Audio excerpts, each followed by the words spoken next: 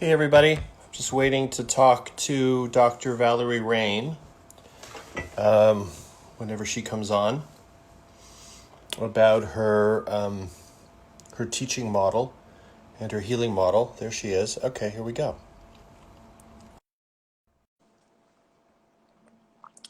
She should be on in a minute. Hi, Hello. hi, Jeff. Oh, I see what happens. It cuts my head in half. Weird. Okay, Hi, everyone. I've endured worse. Um, how you doing? How you doing, Doc? Do you mind if Pretty. I call you Doc? I love calling doctors Doc. It makes me feel good. If it brings you pleasure, I'm Oh, all about pleasure, and it doesn't bring me displeasure. It's kind of fun. okay, So, cool. So, let me just read your bio and then we'll get talking. Okay? sounds good. Great. Dr. Valerie Rain, correct? Hmm. Rain, yeah, has discovered patriarchy stress disorder, PSD, patriarchy stress disorder, and created the only science-backed system for helping women achieve their ultimate success, happiness, and fulfillment by healing the intergenerational trauma of oppression. Okay? She holds a Master's of Education in Psychological Counseling from Columbia University and a PhD in Psychology from the Institute of Transpersonal Psychology. I almost went there.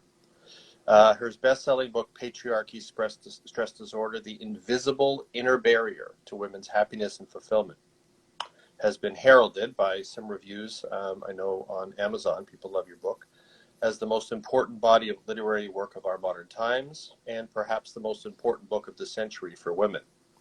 Her cutting-edge programs have helped thousands of women shift from survival to thriving and master the game of how good can it get in their work and personal lives.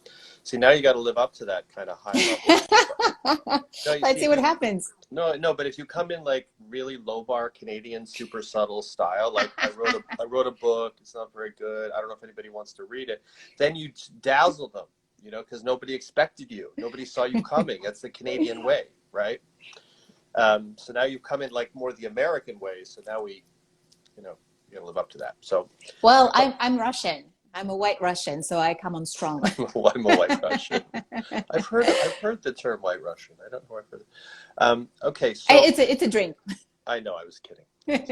See, that's what I mean. It's understated Canadian style, right? Canadians are growing on me. Canadian style is growing on Yeah, me. it's a style. It can be a little annoying at times, but so how are you doing today in the heart of the pain-demic, first of all?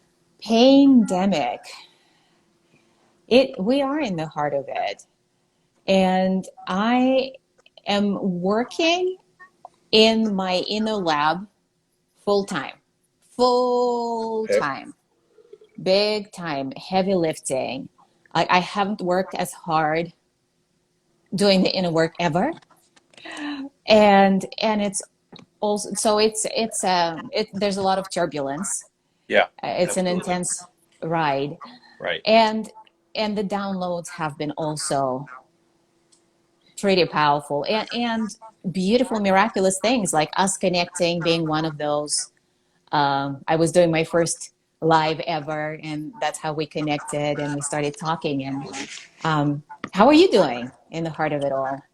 I mean, I'm decidedly unshaven, um, which is kind of weird feeling.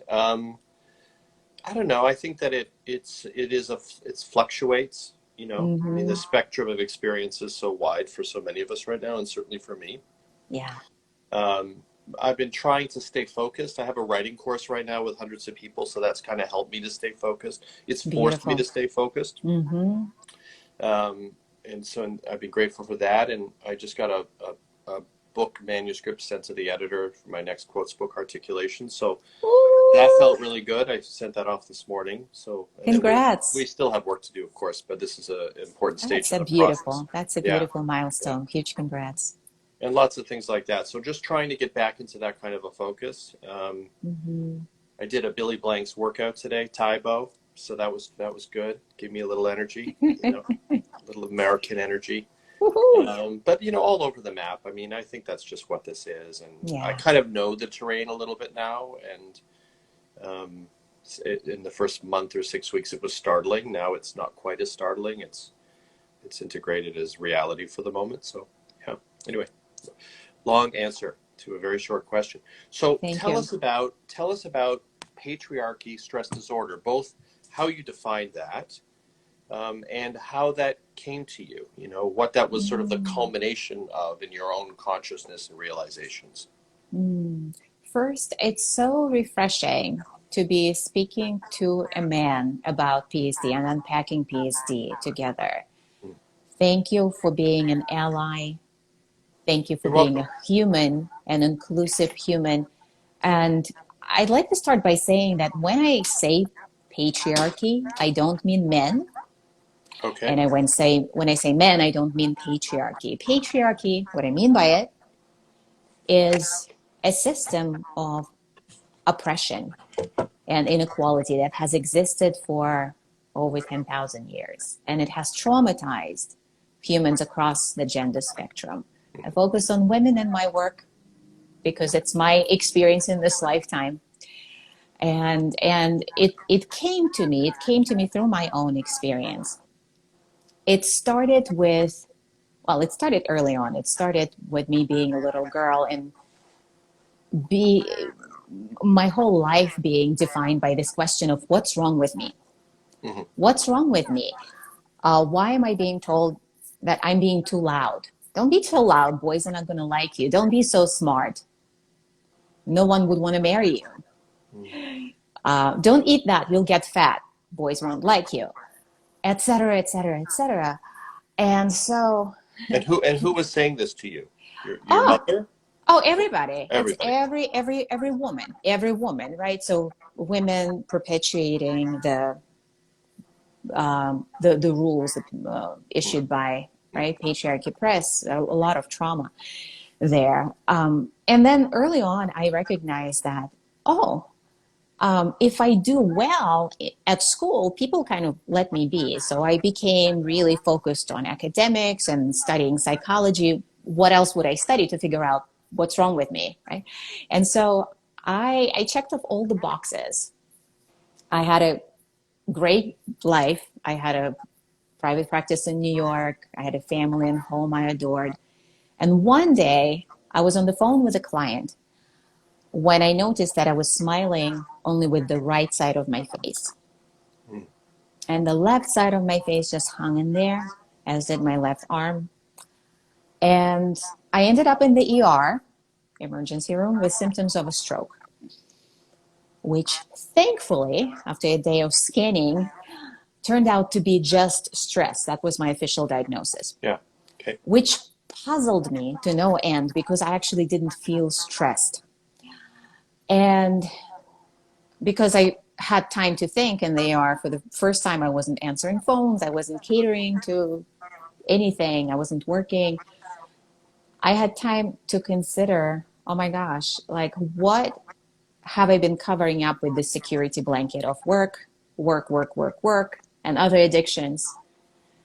And underneath it all, the question of what's wrong with me was still there.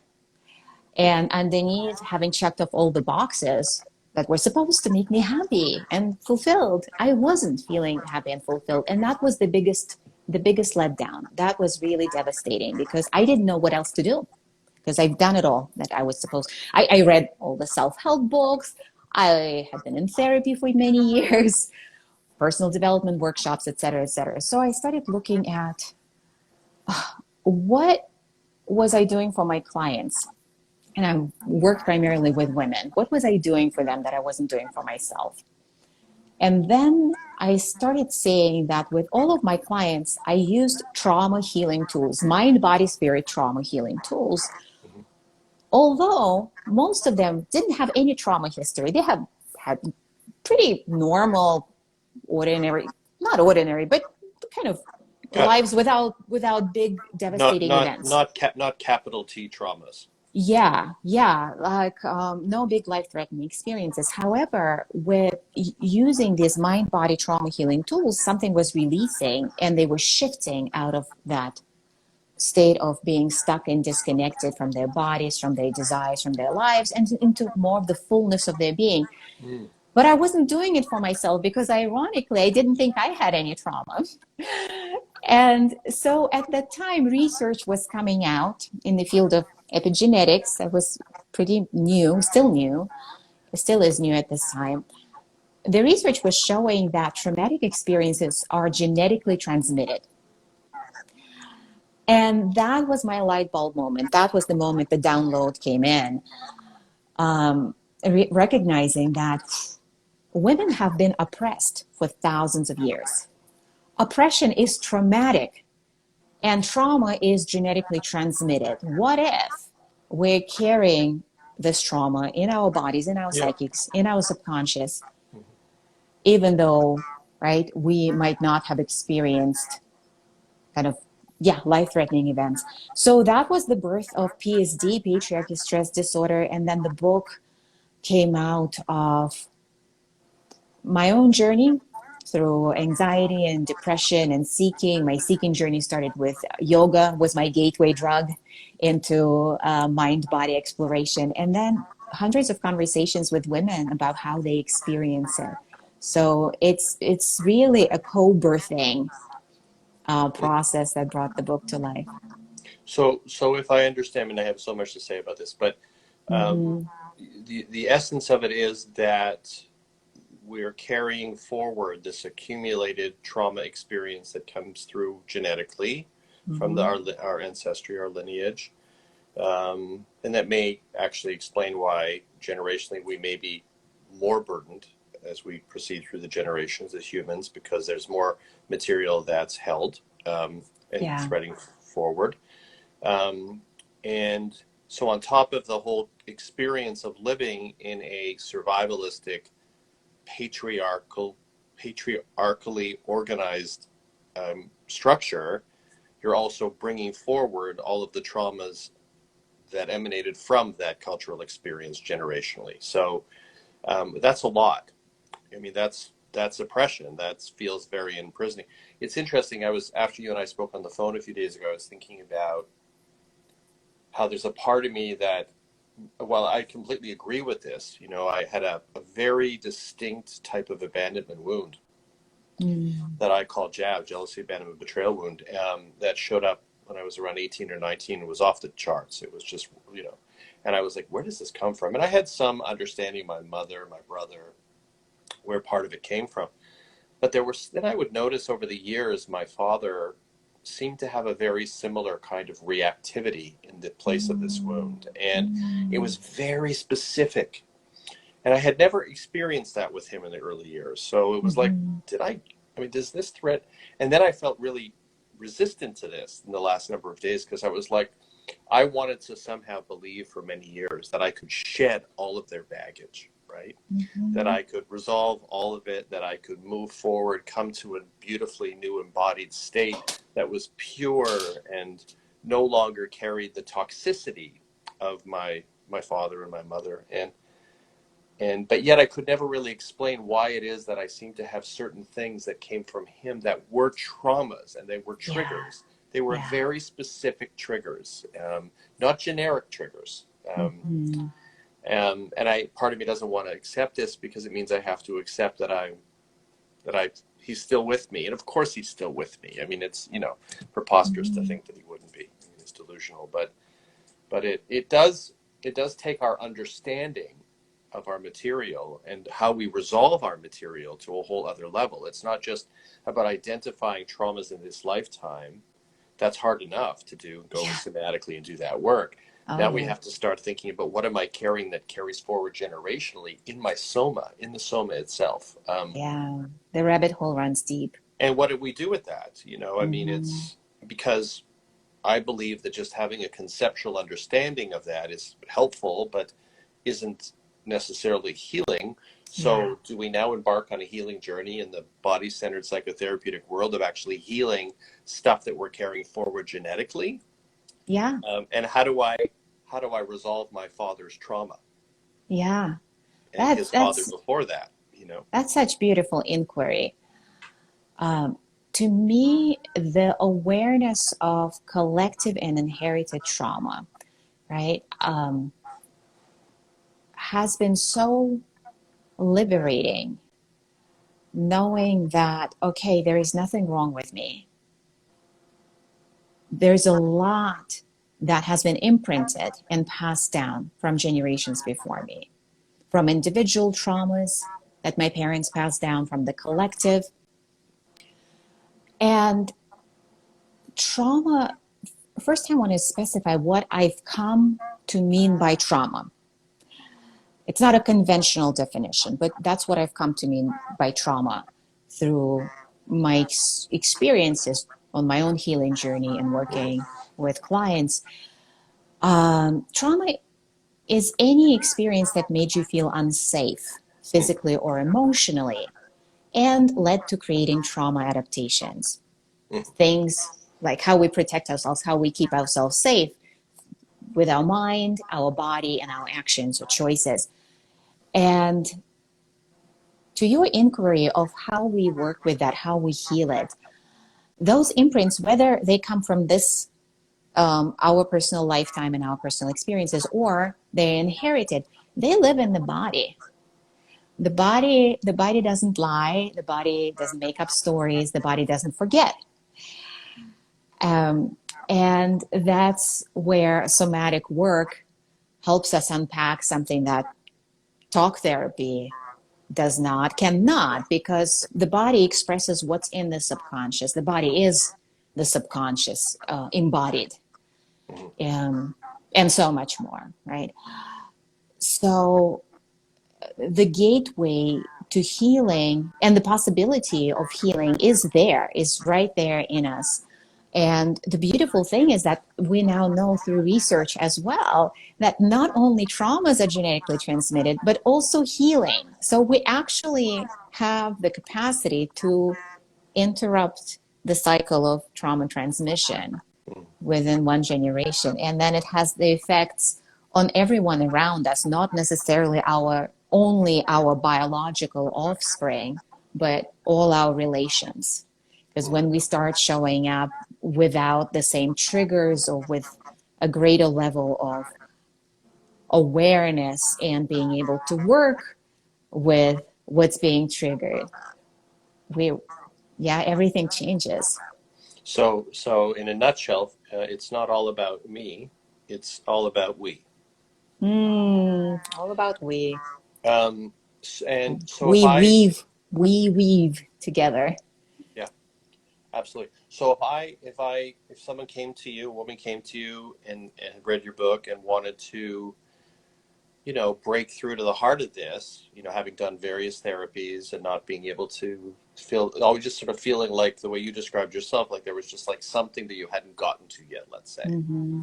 So how would you work with that person to uncover this material?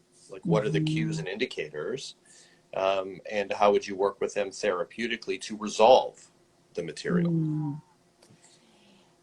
I mean, because I get the concept of patriarchy stress disorder. That's well, hold on. Let me make sure I get the concept.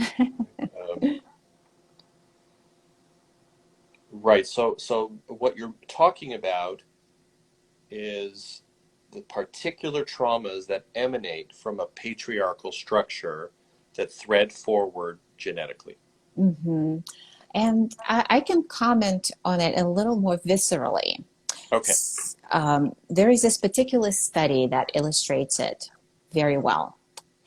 In this study, researchers introduced the smell of cherry blossoms to mice, Okay. while simultaneously zapping their feet with mild electric shocks. Nice. We're very sorry. People just don't like mice. Mice have been great teachers and martyrs of science. So the mice were later bred, and their children and their grandchildren, when exposed to the smell of cherry blossoms, showed a strong fear and anxiety reaction. Okay, so the offspring and the following generation were never exposed to electric shocks, were never exposed to cherry blossoms Got it. before that. That explains why I hate Brussels sprouts. Anyway, continue. When neuroscientists did the brain scans, they saw actual changes in the brain. and they saw the markers of genetic transmission of these experiences. For women under patriarchy, what PSD is women fearing the smell of cherry blossoms. What is cherry blossoms for women? Is everything that we desire authentically that has always been forbidden and punishable. Loving who we love, speaking authentically, expressing ourselves, speaking our truth, making our own money was never on the menu for women. Even the ownership of our own bodies is a very new thing, and is still up for debate. And so considering just like letting yourself like feel into that, especially for women watching right now, this creates invisible in the barriers of protection, those trauma defense systems. I call them prison guards, referring to trauma as the invisible in the prison. And they're there to keep us safe, So when the way it manifests is when we reach for what we desire, or even reach to find out what we authentically desire. It's not always clear. And when we go for it, it's not always easy. There is a lot of self-sabotage involved. Or even if we're living our lives visibly and audibly, and we're in fulfilling relationships, there is something in our nervous system that keeps signaling unsafe, unsafe, unsafe, unsafe. It's like we're waiting for the other shoe to drop. And this is not a shortcoming. This is not a flaw. Right. This is inherited. This is collective, and this is PSD. So the way we work with collective trauma, the way I work with it, the way I see it is that collective trauma requires a collective for healing. So we create healing communities where we can use tools that are grounded in neuroscience, in mind-body trauma healing work, all the tools that help us uncover and process the body trauma that's in the body. And we work with the community as a container that's an extension of the personal nervous system. It expands our capacity. It holds us. It creates safety. And it's also the collective subconscious. What's very amazing to me is that growing up, I grew up in the Soviet Union, behind the Iron Curtain. We had no information from the West whatsoever. However, I received the exact same messages from my mother as my clients in Australia, in Canada, in France. It's phenomenal how this is all pervasive, like the way oppression has been operating. So in the program, the program we're teaching now is called the Thriving Solution. It's all about shifting from survival, trauma, defined living to thriving. When a woman uncovers something in herself and she shares it, it's like she's sharing from her subconscious with everybody else, and everybody else's subconscious goes, or consciousness goes, oh, me too, me too, me too, me too. There's this recognition. We too, and we too, we too. We too. And there's this collective healing. And it is work. It is mind, body. That's the same thing I'm doing every day these days. That's where we started the conversation, right? It's heavy lifting, but it involves rewiring the nervous system from feeling unsafe to feeling safe. And that's like going to the gym, as I know in theory, that's what you do. You lift weights, you build the muscle. Yeah. So same thing with rewiring the nervous system. It's practices. Absolutely. So, it's interesting. It's like, I like the term patriarchy stress disorder. I would probably be more inclined to call it survivalism stress disorder, SSD, because as much as I understand how patriarchal structures, how they developed and created this sociologically and all the consequences of it, given that we're acknowledging that men also suffer in this, except for a rare few, of men on the top who allegedly don't suffer, but who are Mm-hmm. actually not in their hearts. So actually, they're in a way Mm-hmm. suffering almost as Exactly. much or more than everyone else. Because if you're not in your heart, you're not here. So what does it even mean? To win that way. But that aside, that Trumpian imagery aside, Mm-hmm. um, I feel as though we're talking about sociology here. We're talking about how the human reality developed and how we organized our structures and our systems sociologically in order to function, and that more physical time when the physically stronger gender became whatever that had to be and had to become more warrior vigilant and had to block their hearts in order to be able to stay in a vigilant focus, because vigilance and vulnerability make strange bedfellows. I know that in my own experience. um, we all suffered. And that's not to say that women didn't suffer more, and that's an interesting question. And it's also not to say that they didn't also suffer differently in terms of being denied very basic rights and all those preposterous things. But on so many levels, if I try to imagine a whole human, Mm-hmm. presence as a whole being experience, nobody had it easy, really. Yeah. And what we're experiencing right now in a way brings me back to the survivalist construct that's so much of the origins of humanity, and understanding what it's like to have to deal with these kinds of feelings without the freedom to try to manifest a more authentic reality while you're trapped inside of your house in many ways. Mm-hmm. Afraid to go out the door, just like they were afraid to go out the door, and how we start Yeah. organizing our So society so much just is to triggered stay right now. alive, just to stay Mm-hmm. alive. But what I think interestingly about, let's say, okay, so I do some somatic work sometimes. I have a foam cube that I hit for bioenergetics.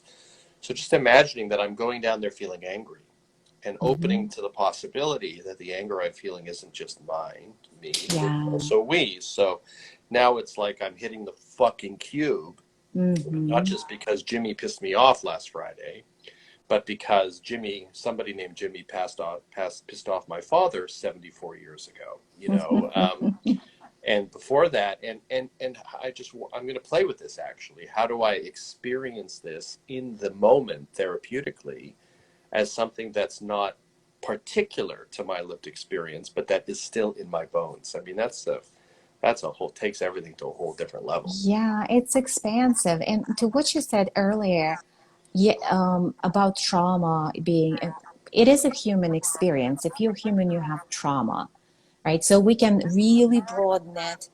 And there is value in recognizing specific kinds of trauma and validating them. Women have been in the entire experience of being a woman is one of invalidation. Women's ideas are invalid. Women's desires are invalid. Women are not here to have wants and needs. It's and it's everywhere. It's in so many ways our society is structured. How even what we know in medical science and other things, like all these things have been developed for men, research having been done on men, etc. It just runs so deep. So it's like recognizing any specific trauma, just like you were talking about this trauma that you share with your dad. That's very unique, right? It's very human, but it's also very unique to your experience. And having the experience of it being validated is Yeah, important for healing. And at the yeah, same time, yes, trauma is human, and men are traumatized by patriarchy in so many ways because the membership in patriarchy, the price of membership is very high. You have it's to very high. pretty much abandon the full spectrum of your humanity. Yeah, yeah. What it means to be masculine under patriarchy is being aggressive and unfeeling. It's so And boring. It's so boring. yeah, it's boring, it's damaging, it's ridiculous, it doesn't help anyone. So it is definitely a collective healing project, and it's a big invitation for people across the gender spectrum to start uncovering, right? Like different different parts, different hidden traumas in the body. So yeah, whether it's the expression through hitting a foam cube and considering how much of it is not mine. So that there is a part in somatic work, that's where that awareness is so important. trying to process collective trauma through your own body is like hooking yourself into a fire hydrant. Mm-hmm. It's not never going to run out. So we're just going to be Right. hitting that darn cube forever. So it's important also to do energetic work of working with the subconscious to clear out what's not ours. So that's where spirituality, mind, body, like everything works together, right? And parts unknown. I mean, There's a lot of magic I too. think this is a very big question. It's a Mm-hmm. fascinating question. How does somebody really, in a very real and grounded and very subtle way, identify what's theirs and what's theirs? Um, Mm-hmm. you have to, I would think you would have to be very refined. That's your understanding of your own internal process. Very already pretty clarified. If you're coming in at a very preliminary stage around therapeutic work, I think that it's probably not realistic to even begin to talk about things with that level of subtlety. I mean, someone had asked me that question in the beginning, I wouldn't have known what to do. Yeah. You know, And yeah. I would have just, I think it would have actually pushed me away from therapy. It was like, well, that's Mm-hmm. like, was all I could do to figure out what a fucking boundary is, you know? And Yeah. yeah. And that's where I totally agree that in therapy that would be like near impossible to even figure that out. Um, and so there is actually a simpler approach of working directly with the body and trusting that embodied knowing and intuition. Hmm. Just dropping in the question when feeling connected with your inner wisdom. That's where preliminary spiritual work is very, very helpful, right? Hmm. When you can connect with that embodied feeling of your inner wisdom in a very grounded way and drop in the question, how much of it is mine? And then instantaneously you get a sense 90% is not mine. Hmm. Or however that sense comes in. It's Hmm. non-verbal, it's not non-cognitive, but it's clear. And then you can give permission on an energetic level. I know it sounds a little woo-woo, but it's actually experientially. That's where it takes it out of woo-woo theory. Just for our listeners to play with that, try it. Don't listen. Don't believe anything that I have to share with you. It has no value unless you try it Yeah. and see for yourself. I mean, that's interesting. I mean, maybe, I mean, are you open to doing that with me for a couple of minutes for people to see? Like, if I wanted to, and I don't think everything energetic is woo woo. I think Mm-hmm. that, and I mean, we are energetic beings. So, I Yeah, mean, there's ungrounded nonsense, and then there's solid somatic. yeah. And then there is Uh, even quantum physics, right? That blows yeah, everything out yeah, of water. yeah. So I want to access. I'm sitting in front of you. I'm a Mm-hmm. woman because you work with women pretty much, Mm-hmm. right? Primarily. Yeah, I can work with you even if you're a man. Even if I have You're a beard. human. All right, cool, good. Okay, Work so with humans. why don't we Hmm. do something like if you're up to it, Hmm. just for a couple of We minutes, can play, just absolutely. so I'm sitting here saying I don't know what to do. I don't know where these feelings are come from. What's mine? What's theirs? Like, what are you talking about? So then what happens? Okay, so where do you feel that in your body right now? Arms. Great. Yeah, How does it, aggression. I feel aggression in the arms. aggression in your arms? Great. How exactly does it feel? What are the sensations of aggression in your arms? They're like a twitching a little bit and like a desire to hit something, move the energy, grab Mm-hmm. something. Like there's that It's impulse got like a and little ferocious. It feels a little bit for like it's contained because I'm a good Canadian, but it feels ferocious. Yeah. okay, great.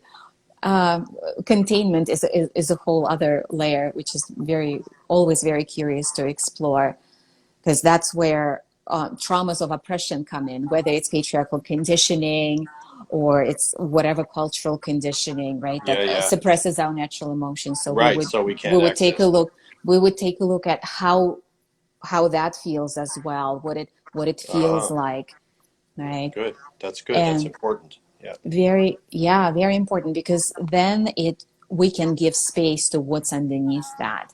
to that real feeling that you're experiencing, that aggression that you're now breaking down into sensation. So how much space does it have in your arms? Is it pretty contained? Does it have more space than your body? I don't resonate with the question. Mm-hmm. It just feels tightly wound. Yep. Eager to be directed. Mm-hmm. It's very directional. Mm-hmm. It's not flaky or floaty or anything like that. It's not amorphous. It's very particular. Yeah. Yeah. So if I ask the question, is this mine? Is Yeah. this me Yeah. is this me or is this we? Right. You can just drop in that question, and it's not for your conscious mind. Just drop the No. question right into Yeah. your first. I encourage you to connect with your core. Just taking a couple of breaths. You're an experienced spiritual warrior, so your breath will take you right to your core. And right into that core, into that place of stillness, drop in that question: how much of what I'm feeling in my arms is personally mine, and how much of it is collective or ancestral? And it's important the collective and the ancestral are not the same thing. They're not the same thing. Right. Exactly. Mm-hmm. Right. So I did that, and I felt like it was about 50% mine, like Mm-hmm. localized to my particular experience right now. Mm-hmm. And then I felt like another, but it's sort of, I as I'm feeling more into this kind of new understanding that you're offering, it feels like some part of that rage I feel at that, whatever that is, Yeah. and I know what it is, I won't get into it, but Mm-hmm. it does feel like it's a very similar energy, the energy that my father would experience with his rage, whoever he was angry at. I'm not angry at the same kind of person. I'm not angry at women. Yeah. He was angry at women. It's not like that. But Yeah. and I feel like some part of it is, since this pandemic began, absolutely, and I feel this as a collective experience, that Yeah. I'm feeling the unsaid fuck you of an entire planet right now. Oh yeah. It's big. And I'm not talking about fuck you with the government. I'm not into all that bullshit. I'm just talking about at the Yeah. experience itself, and how Yeah. unpleasant and uncomfortable and just devastatingly toxic this is for so Yeah. many people. And I know there's other people that are finding wonderful ways through this, and God bless them, but I don't believe that's the experience of most people. It's deep. It's so triggering. So much is up right now. Yeah. And Yeah. This is a you would mental do. health pandemic, right? I mean, that's what's Oh my happening here. gosh. From the first 5 minutes, that's what was starting to Oh happen. yeah. We And don't it's even know yet. The media hasn't even grabbed that one yet. But when they exactly. do, I don't even want to know the numbers. It's just, it's just horrifying. So that's part of it too. And how can it not be Yeah. part of it? Because I'm part of the collective pool. As much as I'd like to rise above the collective pool, sometimes I'm part of the collective pool. And that's where all these spiritual teachings about into being, that's where we experience that in the body.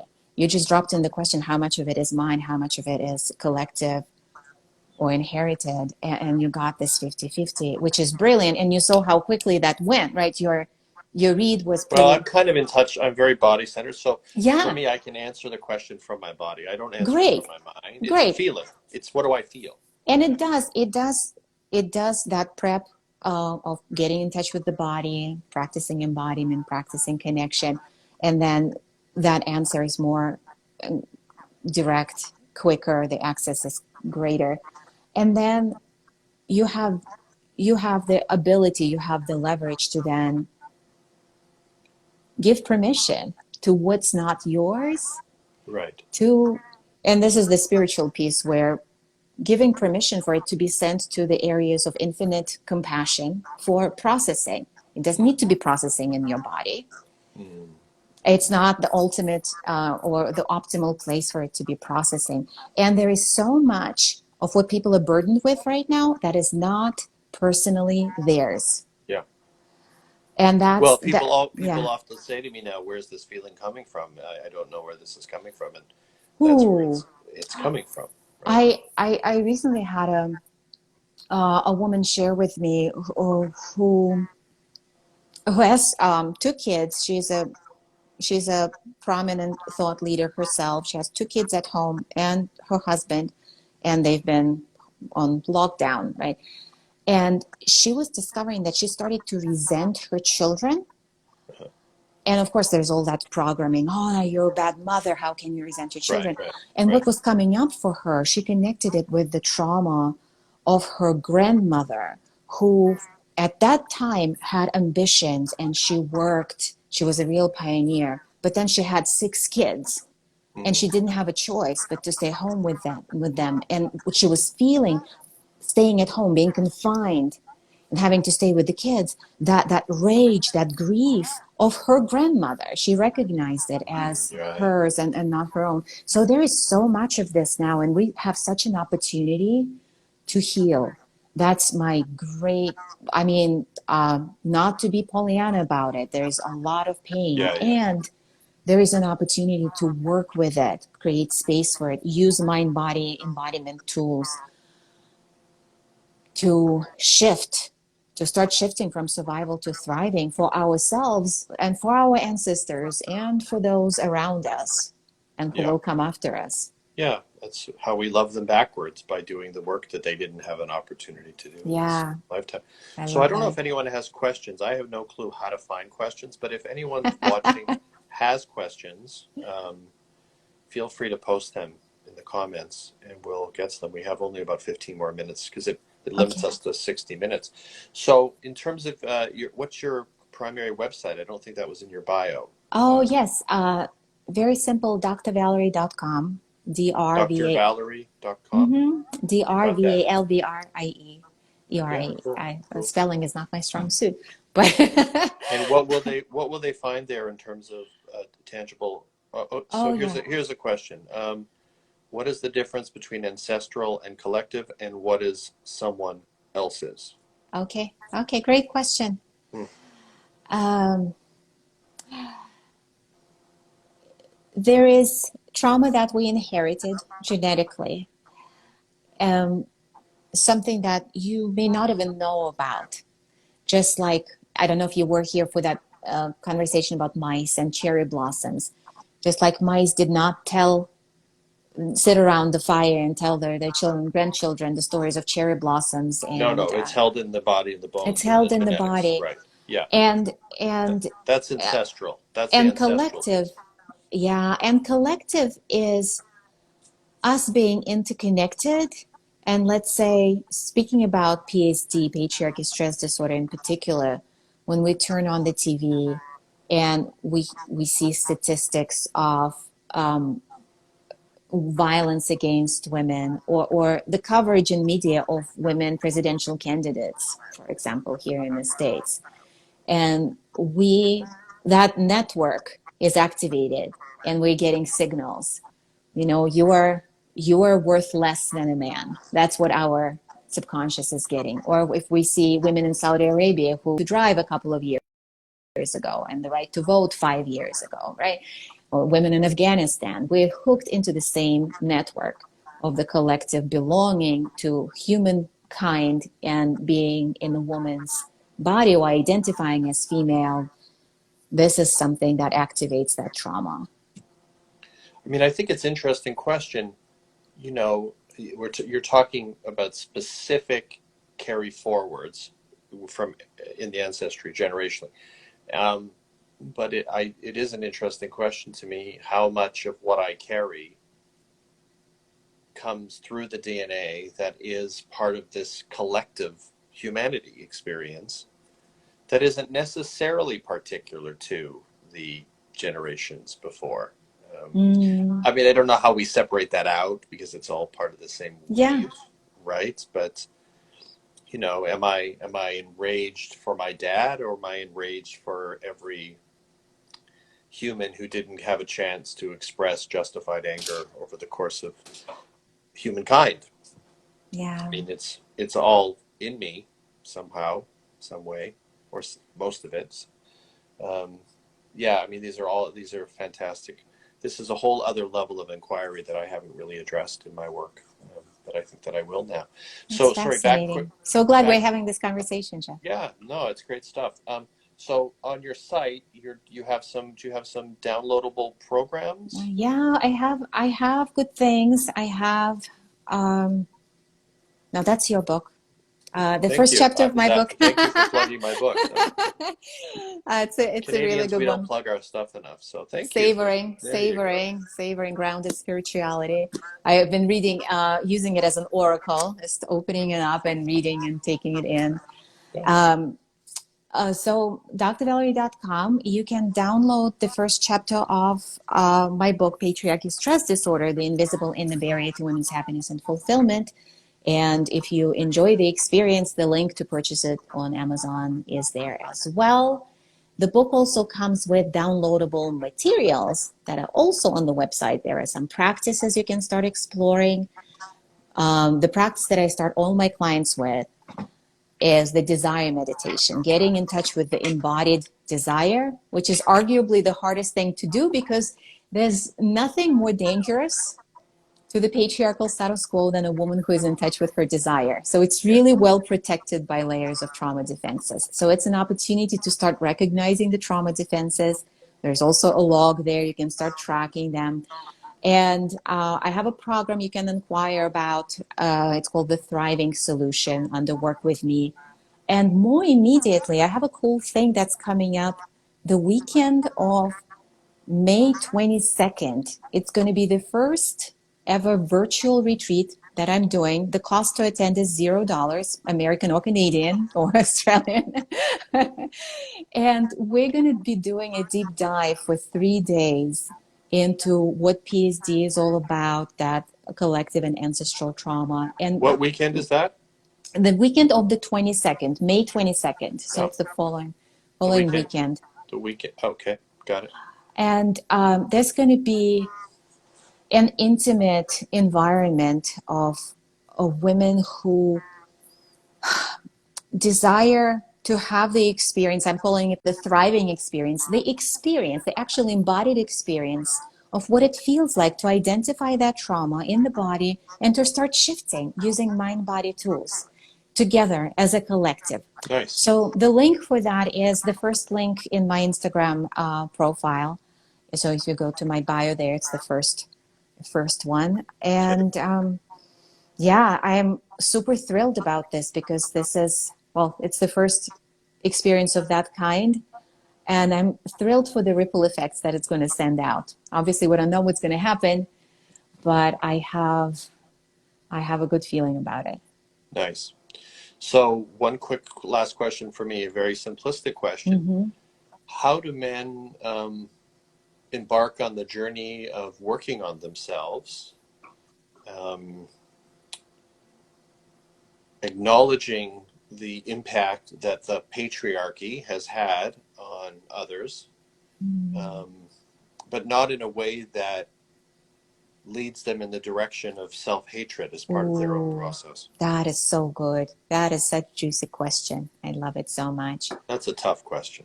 It's big, and I think that inquiry, the fact that you have that inquiry on your heart, is going to take you exactly in the direction of the truth.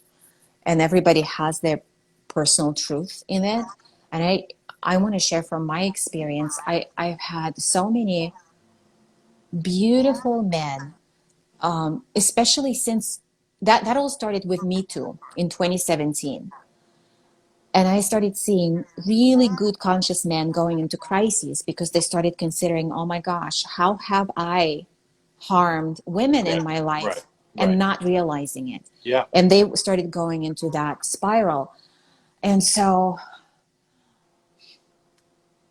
we have all been victims and perpetrators, all of us, in different ways, emotionally, psychologically, physically, in ways that could be very subtle or could be really, really big. So I think it's an opportunity to unpack that humanity, and for men specifically, considering, okay, I've been participating in this imbalanced system of patriarchy, and I've been benefiting from it, but it's also been harming me by like sequestering parts of my wholeness. So that unpacking comes with a lot of, oh my gosh, stuff to grieve, stuff to rage out. There's a lot of emotions, a lot of repressed emotions in there. And uh, I hesitate. I'm like Willy Wonka right now, who couldn't say the word parents. I can say the word forgiveness because there's so much spiritual bypassing around forgiveness. Like, oh, just forgive. And I just want to be clear when I talk about forgiveness, that it has to be preceded by getting in touch with real emotions and the body, in the body, right? Um, for example, my partner, who is a guy, his name is Jeffrey. He's been on this journey for years now. Of course, is a big ally in healing for women and men. Uh, and his own healing involved stepping into what's called noble healing, that is asking for forgiveness on behalf of the masculine, asking for Yeah. forgiveness. Yeah. And like he personally might not have, he didn't create patriarchy. None of the men right now did. And women also perpetrate the system by upholding the same standards, right? If women didn't, it wouldn't stand. And so we all have that forgiveness and self-forgiveness and anger and grief in the mix to get in touch with and release and heal. Does that begin to Yeah. answer the question? Is Yeah. I that mean, helpful? yeah. I mean, we could write 20 books on the question. But yeah, it does. Absolutely. I mean, I know that for me, I wrote a piece in 2010 that went wild unexpectedly called The Apologies to the Divine Feminine from a Warrior in Transition. And it was a reflection of my own development in many ways. But I think there was also something about it being a request for forgiveness, or at least to contextualize and make sense of experience for everybody. That there's a human being inside of the patriarchy, Yeah. and that human being is having an experience as part of the same sociology that women, and we're all in it together, and that we're not back there now, so we can't really understand how some of the things that happened were explainable, if not forgivable, adaptations from those circumstances in that context. But I think it's, for me, the most important thing is understanding human context. And, Mm-hmm. where were you at when you did that? What learning, what conditioning were you carrying forward? What was your emotional state? How much of your material had you resolved? How much of it was misplaced? How were you taught to misplace it? How were you conditioned to repress yourself? There's so much of that, and There's and so we live much in to a culture, unpack. the culture that doesn't teach the most important things that you could ever learn, and we've all learned this in our lives, which is what to do with our emotions and how to relate to other humans. Nobody taught us this anywhere, The ever. most important things we're I not learned taught. geography, I learned history, I learned mathematics, but I never learned how to deal with my feelings, and I never learned how to deal with somebody else. So Yeah. no wonder everybody's running around completely fucked up, because we were never encouraged to prioritize those processes. Yeah. All of us, women and men, and we all Mhm. And suffered this is this in also different ways. very oppressive. These have been tools of oppression, keeping people in ignorance of their own power, the power to access their own bodies and minds and spirits. It's very colonial and patriarchal, all the interlocking systems of oppression, right? Yeah, yeah, That there's a reason we haven't been taught this. So that's why what you do, what we're doing on this at this time is so revolutionary. Is so, I yeah. mean, we probably have all gotten onto this journey for personal healing reasons. Well, anyone who's watching this at any point is watching it because they themselves have shifted or are shifting from a survivalist consciousness to what I would call a more authentic consciousness. So Mm-hmm. these are two completely different worlds. This is, we see this in the polarization in America between something progressive and something regressive. We see these worlds everywhere. They're getting Yeah, more and more obvious all the time. Um, yeah. the old world is digging in its heels like a T-Rex that knows it's on the way out, and the new world is pushing hard up against it, and now they can't even talk to each other because the gap between these two ways of being is so completely wide. Yeah, it's a wild time to be living in, the Yeah, it's Kali Yuga. a little too wild, Yeah. honestly. Yeah, give me a little breather, seriously. So everybody, I want to say for our listeners, you are such a big deal right now on the planet that you're right here, right now on the planet. We're all doing big work transmuting these materials. And I feel the same way, Jeff. Can I just get a break? Can I not do my inner work today and I just like coast, sip Yeah, margaritas by the pool? It doesn't yeah, seem to be right. like the gig Not for right the now. not for the moment. Not for the moment. Anyway, thank you, Dr. Valerie. drvalerie.com, just like that. And they can find your book, Patriarchy Stress Disorder, online and off your Mhm. website. And keep up the good work. Thank you. You too. Thank Thank you. you. Thank you for your gifts and thank you so much for this conversation. My And thank you pleasure. for everyone who's been sharing their time with us. Got it. Okay. Take care. Thanks, everybody. Okay. Bye.